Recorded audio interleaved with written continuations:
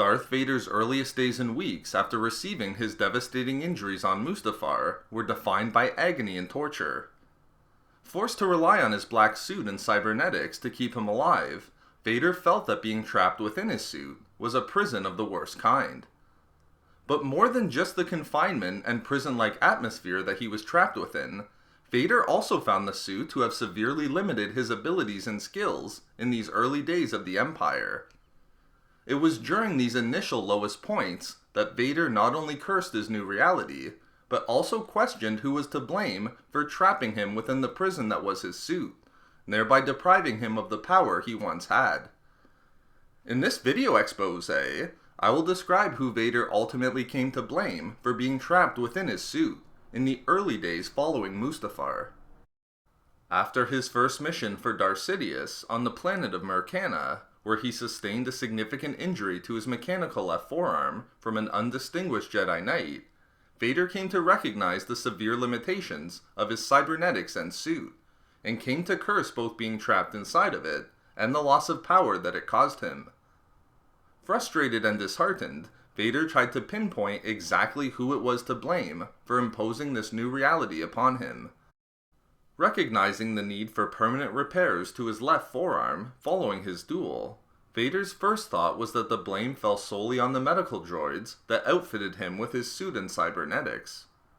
For Vader, it was the inept medical droids that caused the slowing of his reflexes and created a crude and clumsy suit that overburdened him with armor and padding, thereby ensuring he was trapped within a torturous environment.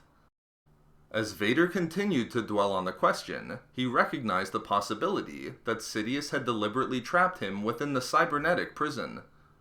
This made sense for the Sith apprentice, as it was Sidious who gained everything after Mustafar, while he lost everything.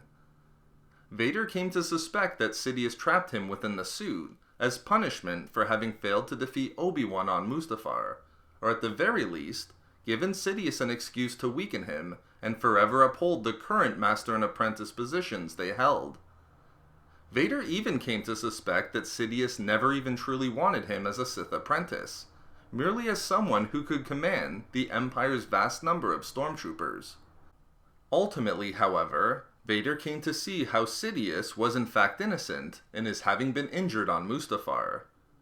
The more he thought about it, the more Vader recognized that he hadn't been sent to Mustafar by Sidious as a way to permanently weaken him. Rather, his master sent him there to fulfill only one intention: to kill the members of the Separatist Council.